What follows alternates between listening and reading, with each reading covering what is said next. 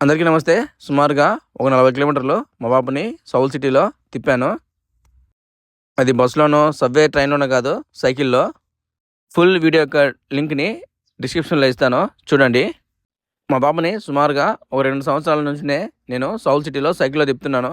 ఏ రోజు కూడాను నేను రాను అని చెప్పి మాత్రం అనలేదు. నేను ఎక్కడికి వెళ్ళినా కూడాను నాతో పాటు సైకిల్‌లో వస్తుంది. ఈ సంవత్సరం మాత్రము కొద్దిగా ఎక్కువ డిస్టెన్స్ తీసుకెళ్దామని అనుకుంటున్నాను. కాబట్టి సైకిల్లో వెళ్ళేటప్పుడు అలా ఒక మ్యాటు, అదేవిధంగా కొన్ని స్నాక్స్ ఎక్కడికి వెళ్ళినా తీసుకెళ్తున్నాను.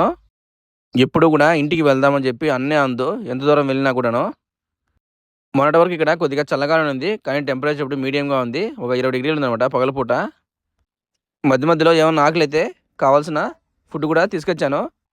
మనం ఏం తెచ్చుకోకపోయినా కూడా ఈ సైక్లింగ్ ట్రాక్స్ పొడవునా కూడాను కన్వీనియన్స్ స్టోర్లు చాలానే ఉంటాయి. మనకి ఏమైనా కావాలంటే వాటిలో మనము తీసుకోవచ్చు. కానీ మా బాబుకి కొన్ని ఇంటి దగ్గర తీసుకొచ్చాను. ఇలా ఎక్కడన్నా పార్కుల్లో కూర్చున్నప్పుడు అలా కొన్ని ఇస్తూ ఉంటాను, తింటూ ఉంటుంది. సైక్లింగ్ ట్రాక్ పొడవునా కూడాను, అంటే నేను ఇప్పుడు హాన్ రివర్కి పక్కన సైకిల్ తొక్కుతున్నాను. ఈ పక్క సుమారుగా పార్కులు అయితే దండిగా ఉంటాయి.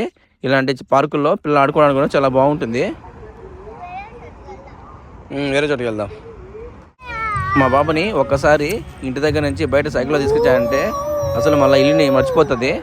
ఫస్ట్లో మ్యాట్ వేసినానా, అక్కడ నుంచి మళ్ళీ ఇంకొక చోటుకి వచ్చాము. ఇక్కడ ఎవరి పక్కనే మళ్ళీ ఇంకొక చోట మ్యాట్ వేశాను. చాలా ప్రశాంతంగా ఉంటుంది. సైక్లింగ్ ట్రాక్స్ అయితే చాలా బాగుంటాయి సౌల్ సిటీ మొత్తం కూడాను. నాకు సైక్లింగ్ చేయడం బాగా ఇష్టం కాబట్టి మా బాబుని కూడా నాతో పాటు సైకిల్లో సౌల్ సిటీ మొత్తము తీసుకెళ్తుంటాను.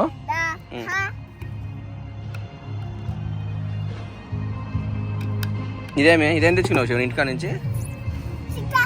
చూపి. 6 ఏం చేసినావు ఇంటికా నుంచి? కారం దోశ.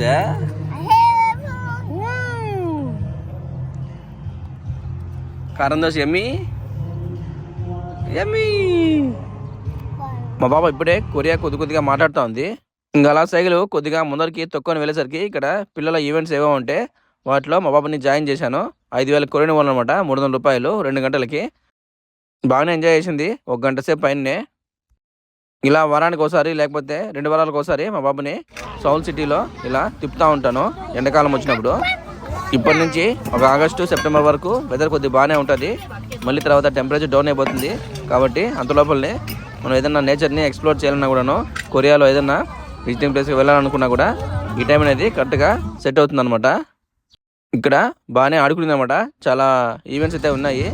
ఇలా స్కెచ్లు గీసేది కొన్ని బాగానే ఉన్నాయన్నమాట. అన్నిట్లోనూ బాగా ఇన్వాల్వ్ అయిందను, బాగా ఆడుకునింది. మళ్ళీ ఇంకొక కలర్.